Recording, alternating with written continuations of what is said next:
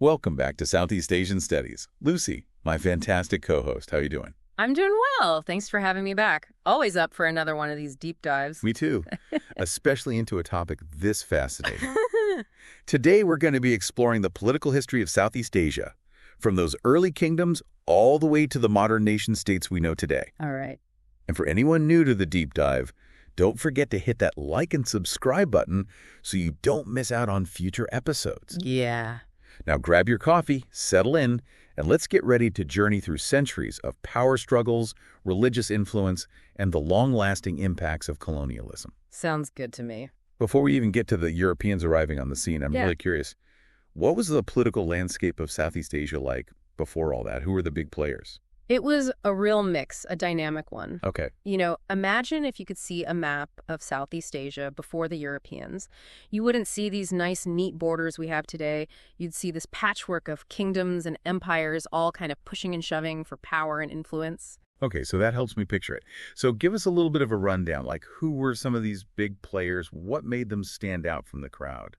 Well, think about names like Funan and Shenla, some of the earliest kingdoms. Okay. They were in what's now Cambodia and Vietnam, flourished, between the 1st and 9th centuries. Wow. Then you have the Srivijaya Empire. This one, a real maritime powerhouse centered in Sumatra. Okay. They were dominant from the 7th to the 13th centuries, controlled those vital sea routes. Got it. And of course, there's the Majapahit Empire, based in Java. Now, this one was a force to be reckoned with, really, 13th to the 16th centuries, holding sway over a big chunk of the Indonesian archipelago. So we're not just talking about like little individual kingdoms, but big empires spanning huge areas. Yeah. Were they always fighting with each other? Well, there were definitely conflicts, but the most important thing that made a kingdom successful, more than just military might, was their control over trade routes. Trade routes. Okay, now that's interesting. Tell me more about that, how that worked. So whoever controlled these major trade routes, they were in charge of the flow of all the wealth, all the money, and therefore they had the influence, right? It's like having the keys to the economic engine of the entire region. Okay. Like take Funan and Chenla. Yeah. They thrived because they had control over all this overland trade between India and China, using the Mekong River as like an ancient superhighway. Okay.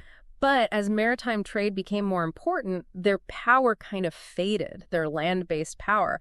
And that's a key lesson right there. Yeah. You got to adapt to these changing trade dynamics if you want to survive. So being in the right place at the right time, but also being really smart about using what you've got. Exactly. And the Srivijaya Empire, they understood this perfectly. They rose to power because they controlled the Strait of Malacca. In Malacca. This tiny little passageway was the lifeline for trade between India and China. And Srivijaya, having control of that, gave them a massive advantage, economically and strategically. They turned into a real superpower on the seas. It's like controlling, the busiest shipping lane in the whole world. That's real power. It sounds like whoever ruled the waves really ruled the region. You got it. And the Majapahit Empire, they get this too. They built up this powerful navy and used it to control the trade routes all throughout the Indonesian archipelago. This meant they could have influence without having to conquer every single little island. Wow, smart. They were clever, yeah. Their strategy was more about making a network of vassal states who would then pay them tribute.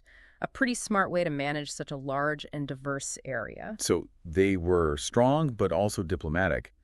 What about those empires that weren't as strong at sea? Did they struggle to compete? Oh, they definitely faced some unique challenges. The Khmer Empire, famous for Angkor Wat, is a good example. Okay. Their economy was strong, built on land, agriculture, especially all that rice production. And they had the wealth to create these incredible, architectural masterpieces, right? But because they didn't have much sea power, they were limited in their reach compared to those maritime empires. So even with all its beauty, Angkor couldn't quite overcome that landlocked situation. Adaptability really seems to be like the big theme here. Absolutely. And Ayutthaya, the kingdom that came before modern-day Thailand, is fascinating. They managed to stay independent for centuries. Really? Even during all the European colonialism stuff? Even then. Because they were really, really good at diplomacy and managing trade relationships, they had ties with China, Persia, even some European powers. This let them navigate all the shifting tides of global trade and politics. Talk about playing the long game. Right. It wasn't just about being strong, militarily or economically. It was about being smart, a savvy player in the game of politics. Yeah, I get it. So what about, I'm trying to remember, Deviate and Champa? Ah, yes. Two early Vietnamese and Cham polities. They were constantly competing for control of coastal and river trade. So more trade routes. Always about the trade routes. That rivalry led to a lot of conflicts, actually. In the end, it contributed to Champa's decline. They were eventually absorbed by Dai Viet. Absorbed? Wow. Yeah, it shows you how competition over trade could make or break entire kingdoms. So it wasn't just goods changing hands, but this whole web of power, political maneuvering, and even survival. Exactly. If you controlled the trade routes, you had the wealth. That meant you could fund armies, influence decisions. Okay. Trade also brought new ideas, technologies into the region. Oh, right. Merchants, they weren't just carrying goods, they were carrying knowledge about shipbuilding, new weapons, even different ways to govern. That exchange of ideas helped shape Southeast Asian societies in a big way. It's like trade was this ancient internet connecting different parts of the world and influencing their destinies. I like that analogy. And let's not forget about diplomacy. Powerful trading kingdoms like Srivijaya, with its Buddhist connections to India and China. Or the Islamic Malacca Sultanate, forging ties with the Ottoman Empire. They used these relationships to build alliances, bolster their positions on the world stage. Trade was really the basis for these complex webs of power and influence. It paints such a vivid picture of this dynamic, interconnected world long before, what we think of as globalization. But trade wasn't the only force shaping these kingdoms, right? It seems like religion played a pretty significant role, too. Oh, absolutely. In Southeast Asia, religion wasn't just about personal beliefs. It was this powerful tool that rulers used. You do what? Well, to make their authority seem legit, unify their people, and even make alliances with powerful forces outside their own borders. Okay, I'm hooked. Tell me more about how religion became such a big player in the region. So Southeast Asia sat right at this crossroads of major world religions. Hinduism came first, carried by Indian merchants and Brahmins. Right. Took root in empires like the Khmer, Majapahit, Srivijaya, and rulers started using this idea of Devaraja. Devaraja, what's that? It means divine king. Oh, wow. Essentially, they were saying, hey, we're gods on earth. Bold move. Using religion to basically say, look, I'm the top dog, the ultimate authority. Exactly. It was a brilliant strategy, if a little audacious. Then you have Buddhism coming in from India and China. This spread through the work of traveling monks. Interesting. Tings, like those in Srivijaya, the Khmer Empire, and Dai Viet, they saw the value in Buddhism. So they supported Buddhist monasteries, built temples. So a way to gain favor with the people. You could say that. Yeah. Demonstrating their piety, earning respect, positioning themselves as these righteous leaders, almost like a spiritual PR campaign. It helped make their rule seem legitimate. Smart. So you got Hinduism, Buddhism, and then you also have Islam arriving on the scene. Exactly. Brought in by Arab and Indian traders, leading to Islamic sultanates popping up. These rulers were both political and religious leaders, which meant they had serious authority. We saw this in the Malacca Sultanate, Asha, Brunei. It added a whole new layer to the religious landscape of Southeast Asia. Okay, so we have Hinduism, Buddhism, and Islam all influencing things. But how did these rulers actually use religion to increase their power? Give me some examples. Let's take the Khmer kings. They called themselves Devaraja, those divine kings, and it was central to their authority. They linked themselves to powerful Hindu deities like Shiva and Vishnu, claiming a mandate from the gods to rule. Okay. And building grand temples like Angkor Wat was their way of showcasing their power, reinforcing that connection to the gods. Like a giant billboard saying, look at this incredible temple I built. Clearly, I have divine support. Pretty convincing, I'd say. Yeah. But religion wasn't just about projecting power, right? It also helped to unify people. Exactly. Remember, these kingdoms were not all one people. They were diverse, made up of different ethnic groups, each with their own languages, customs. Religion acted as a common thread, a shared identity that transcended those differences. Okay, I see. Like, think about the Majapahit Empire. They used Hinduism to bring together Java, Bali, and Sumatra under their rule. It helped create this sense of cultural unity. So religion, it's like the glue holding these vast empires together. Precisely. And on top of all that, religion played a big part in diplomacy. Buddhist Srivijaya, with those strong ties to India and China, Yeah. well, that strengthened their political and economic position. Similarly, the Islamic Malacca Sultanate used their connection with the Ottoman Empire to push back against European encroachment, at least for a while. Religion wasn't just an internal affair. It had a huge impact on a kingdom's standing in the wider world. So they were really using religion strategically to achieve political goals. It highlights just how intertwined religion and politics were in pre-colonial Southeast Asia. But then everything changed, didn't it? With the arrival of the Europeans in the 16th century, things took a very different turn. Oh, they certainly did. The arrival of the Europeans brought in this era of colonialism that would completely reshape the political and social landscape of Southeast Asia. So it's not just a change in who's in charge, but a complete shift in the whole system of power. Exactly. And it wasn't just about conquering territory. It was about setting up this entire system designed to take resources and wealth, all for the benefit of the colonizers. Wow. So did Southeast Asia just accept this new reality? Not a chance. There was resistance, there was adaptation, there was this complex mix of working with and defying the colonial powers. Local elites, merchants, even farmers, they all had to figure out how to navigate this new world order. Sometimes they'd collaborate, sometimes they'd fight back, and often it was somewhere in between. That sounds like a wild ride. It was. So let's talk about these different European powers and their approaches to colonizing Southeast Asia. What were they hoping to achieve and how did they go about it? Well, the Portuguese were the first to show up, kicking off the era of European colonialism in the region. Their main goal, control the spice trade. Spices, huh? Yeah, spices were a big deal back in Europe, hugely valuable. They managed to capture the strategic port of Malacca in 1511. They set up a fortified trading post there, which weakened the local sultanates. But their control would last forever. The Dutch showed up and changed the game. The Dutch, famous for their trading skills. What was their approach? The Dutch had their eyes on the Indonesian archipelago. Spices galore, plus all sorts of other valuable resources. A treasure trove. Exactly. They set up the Dutch East Indies and forced Indonesian farmers to grow cash crops, coffee, sugar, stuff like that, all for export to Europe. So they weren't really interested in helping the local economy, just taking what they could. Right, and they called it the cultivation system. It made the Dutch rich, but it really hurt the Indonesian economy. It made them completely dependent on those export crops, and the effects of that lasted for a long time. It's a classic case of exploitation. It is. And to stay in control, the Dutch would often rule indirectly, working through those local elites to enforce their policies. It meant they didn't need a huge colonial administration, and they could still exploit Indonesia's vast resources. Classic divide and rule. Yeah, turn people against each other. Yeah. And it's easier to stay on top. What about the British? They had a pretty big empire, didn't they? Huge. And they had a big presence in Southeast Asia, too. They controlled Burma, Malaya, Singapore, parts of Borneo. Yeah. And they had this strategy of encouraging migration. They brought in Chinese and Indian workers for plantations and mines. It led to the creation of distinct ethnic communities.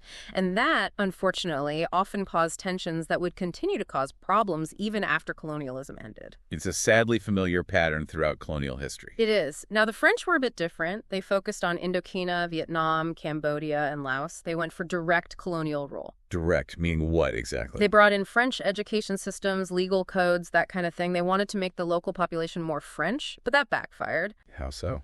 Well, it actually sparked resistance and fueled nationalist movements, which eventually led to armed struggle against the French. Trying to force their culture on people didn't go so well, huh? Nope.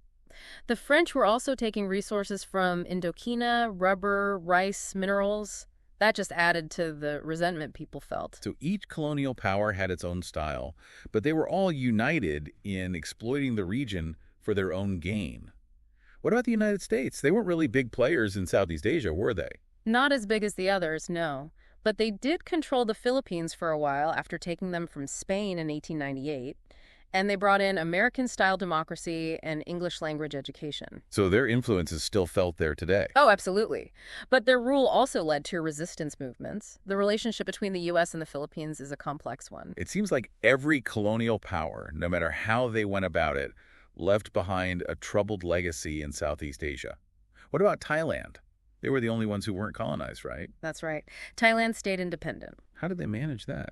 It was a combination of clever diplomacy, modernization efforts, and maybe a little bit of luck. They played the European powers against each other, made some strategic concessions, All right. and they modernized their military and government to make themselves less tempting to conquer. But they couldn't completely escape Western influence. No one could. They picked and chose certain Western ideas and practices, but they held on to their monarchy and cultural identity. So a unique path, but still influenced by the forces of colonialism all around them. It's clear that this period had a lasting impact on Southeast Asia. But before we dive into that, let's talk about how these nations finally broke free from colonial rule. Wow. What led to the rise of these independence movements? Well, it's important to remember these independence movements, they weren't just about kicking out the foreigners. They were about identity, about reclaiming a sense of who they were, self-determination. It was about figuring out what it meant to be a nation and how they would govern themselves once they were free. That's a really powerful idea, not just breaking free, but also like redefining who you are. So what were the big things that led to this rise of nationalism? There were several factors at play. I mean, obviously, living under oppressive colonial rule was a huge catalyst. Right. Discriminatory laws, being treated as second-class citizens in your own land. That breeds resentment and a longing for self-rule.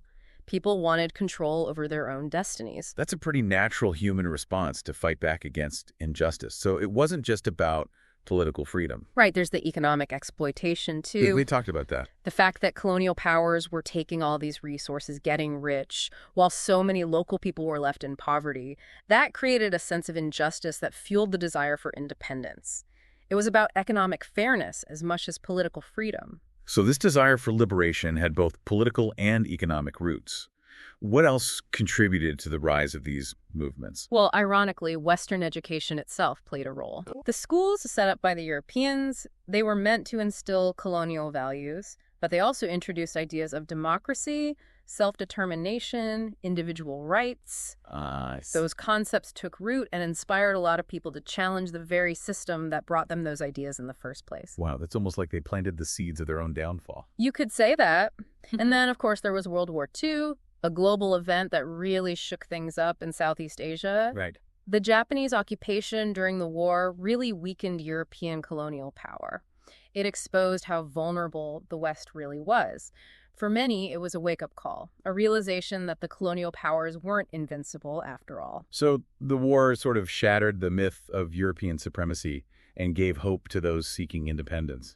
But I imagine the path to independence wasn't the same everywhere. Exactly. It really varied. Some nations fought hard, violent revolutions to achieve their freedom, while others negotiated their way out of colonial rule.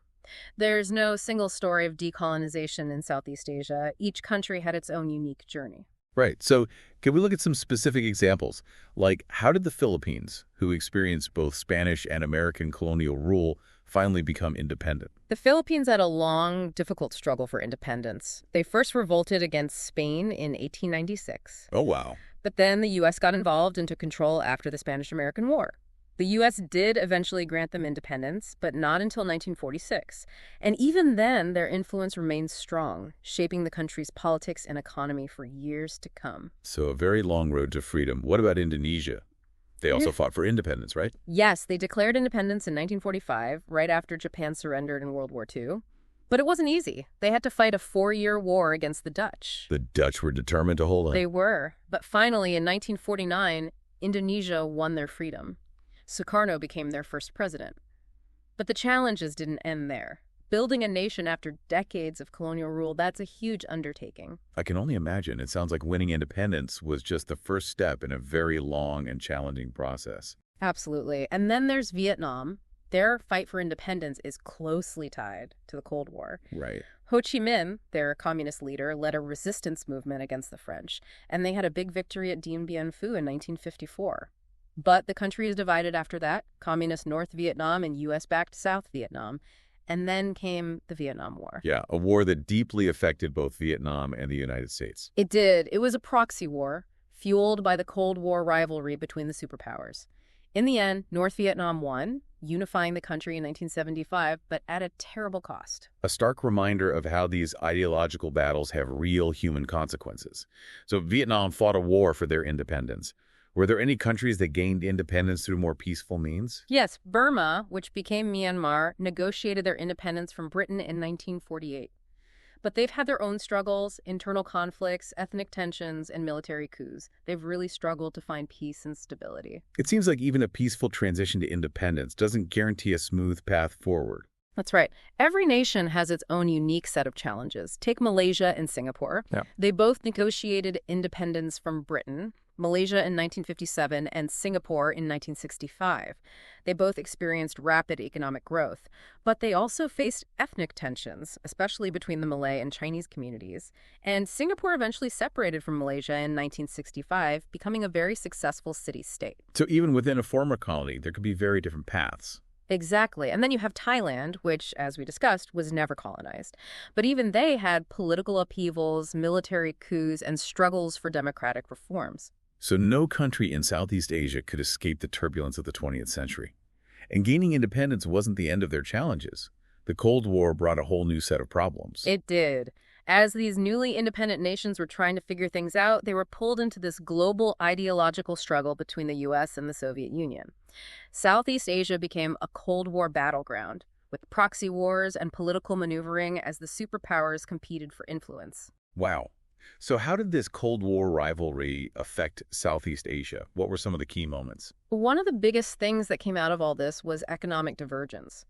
You had countries that came out of the Cold War with some stability, like Malaysia, Singapore, Thailand. Okay. They were able to focus on economic development, became those Asian tiger economies, known for that super fast growth and industrialization. So stability was really key. It was crucial. But the countries that were stuck in conflict or political turmoil, places like Vietnam, Cambodia, Indonesia, Burma, they had a much harder time. They were dealing with poverty, underdevelopment, all the scars from war. Catching up was a real struggle for them. Yeah, peace and stability are so important for growth, that's for sure. Absolutely. The Cold War also had this lasting impact on the types of political systems in Southeast Asia. So you had those countries that sided with the U.S., like the Philippines, Thailand, and Indonesia. They adopted capitalist economies. But they also had to deal with all these challenges, like trying to build strong democracies. Often they faced corruption, the military meddling in politics, and just the struggle to create governments that truly represented the people. So like a mixed bag. Progress, but with a lot of political obstacles. Yeah, very complex. And then you have the communist countries, Vietnam, Laos, Cambodia. Right. They had a whole other set of hurdles they had to rebuild after these devastating wars, often pretty isolated without much international help. And yeah, they eventually shifted to market-based economies, but they kept those authoritarian political systems. Communist parties still had a tight grip on power. So lots of different paths, lots of different challenges. But the impact of the Cold War is still felt today, huh? Oh, for sure. And we have to remember, the Cold War wasn't just something happening to the region from the outside. It also made those existing tensions and divisions within Southeast Asian societies even worse, like the ideological differences, ethnic conflicts, the fight over resources and power. Yeah. Those internal dynamics played a huge part in how the Cold War played out, and they continue to shape the region even now. It's a good reminder that history isn't just about these big sweeping events. It's about real people, the choices they make, the problems they face. Exactly. And honestly, I think one of the most important things we can learn from Southeast Asia's past is just how resilient and adaptable the people are. Think about it. They went through centuries of colonialism, these horrible wars, all this political upheaval and economic hardship. But they also show this incredible capacity for innovation, for creativity, for just sheer determination to make a better future. It's inspiring, that ability to overcome so much and still strive for something better. It really is, and I think Southeast Asia today embodies that spirit. It's a dynamic region full of diversity and potential. You see vibrant democracies, thriving economies, this rich blend of cultures, but it's also still dealing with the legacies of the past. Like what?